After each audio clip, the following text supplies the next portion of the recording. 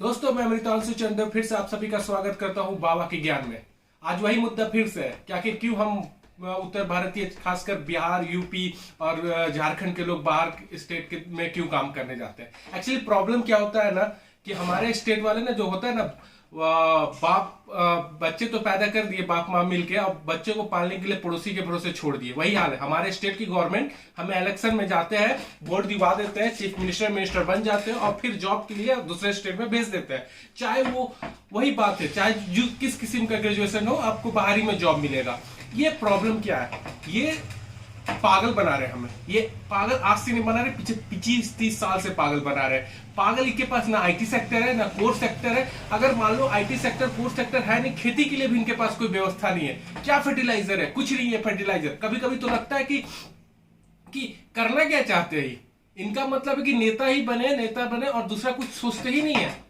और अभी कुछ दिनों से आपको चल रहा है कि बस के लिए प्रियंका गांधी बोल रही है योगी जी को कि बस ले लीजिए, मेरे पास है, मदद के लिए हेल्प कीजिए।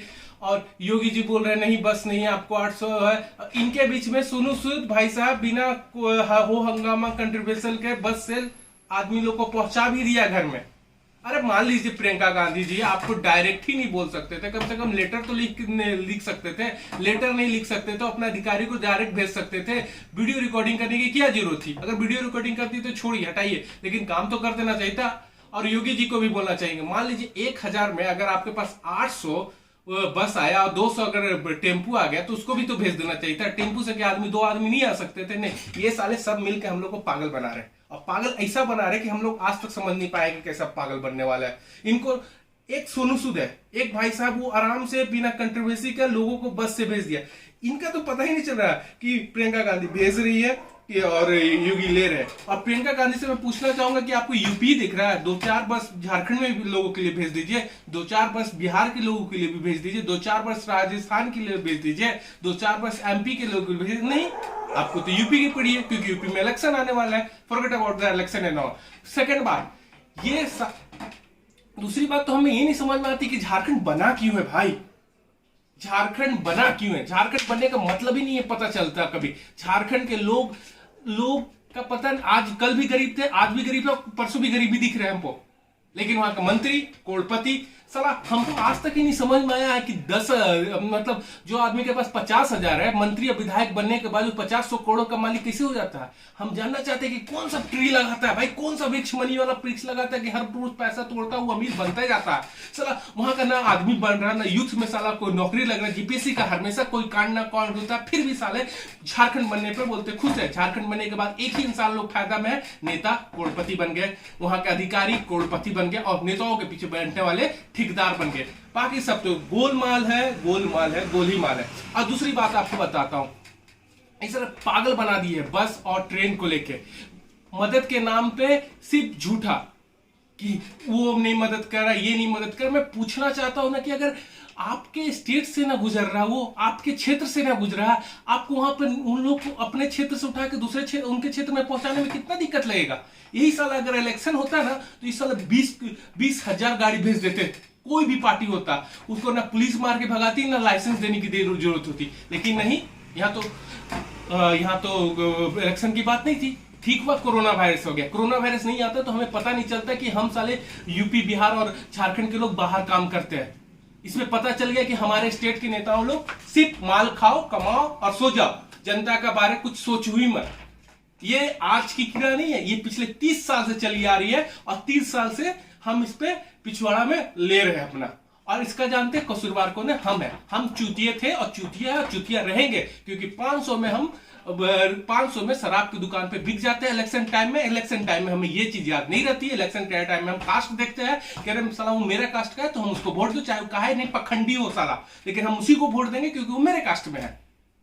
और दूसरी बात आपको मैं बताता हूं, आपको जान के हैरानगी होगी कि आपके क्षेत्र का नेता को कोरोना वायरस क्यों नहीं हो रहा है। इवन छोड़ दीजिए भारत के नेताओं को कोरोना वायरस क्यों नहीं हो रहा, क्योंकि वो इलेक्शन के बाद से हमेशा वो सोशल डिस्टेंस मेंटेन करते हैं। इलेक्शन आने के बाद उनका सोशल डिस्टेंस हमेशा रहता है, इसलिए तो उनको होगा ही नहीं।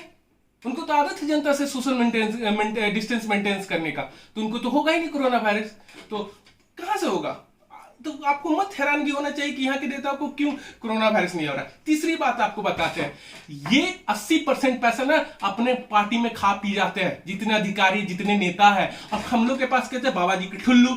सर प्रवासी मजदूर का तो छोड़ दीजिए, कोई आईटी सेक्टर में काम कर रहा है, कोई कोर सेक्टर में काम कर रहा है, कोई बाहर काम कर रहा है, वो भी एक तरह से प्रवासी है। प्रवासी मजदूर का मतलब क्या होता है कि एक दिन का आपको खाना मिल रहा है, एक दिन में सैलरी काम कीजिए तो एक दिन के, बाकी सब सैलरी मंथली आ रहे हैं। वो सैलरी वाली को क्या है, आपको कल मेल आ जाएगा काम खत्म कि चलिए कोविड-19 के कारण मेरा प्रोजेक्ट नहीं हुआ, आप कंपनी से निकलिए, जाइए घर। घर जाके क्या कीजिएगा, खेती भी नहीं है साले कर पाएंगे ना, वहां पर पानी हम दिए है। आपको मैं बताता हूँ, झारखंड का पलामू इलाके का है, वो हमेशा अकाल पड़ता है, लेकिन आज तक साला झारखंड बने हुए 20 साल होने जा रहा है, लेकिन आज तक उसका क्रियाक्रम नहीं हुआ है कि वहां से नहर वहर बनाए और ताकि वहां का बेरोजगार हटाए। नहीं, ये तो साले अपने पैसा बनाए हुए हैं।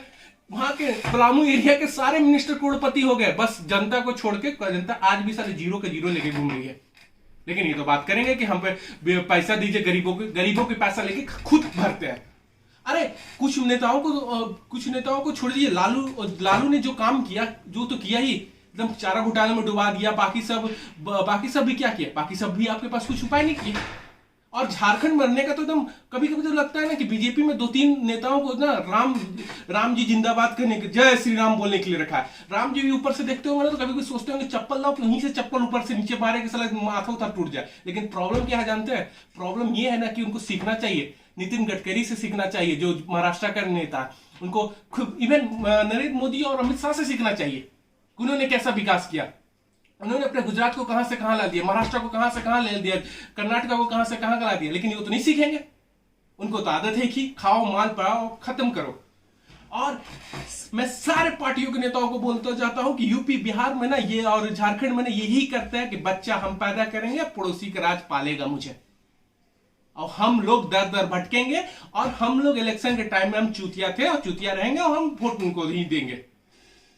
और सबसे बड़ी बात है, गीता में ना भगवान सही एक बात बोले, गीता में बोले ना कि जब जब इसमें पाप आएगा तब तब हम प्रकट होंगे। क्योंकि हमें उनको मालूम है, इस साला हिंदुस्तान में या कहीं में ये आदमी जो होता है ना, वो सोचता है कि तुम आ जाओ लड़ने के लिए। अच्छा वो जाएगा लड़ने, अच्छा वो जाएगा मैं साला वो घर ही में बैठा रहता है। तो भगवान बोलता है इनसे तो कुछ होगा नहीं, हम ही को प्रकट होना पड़ेगा।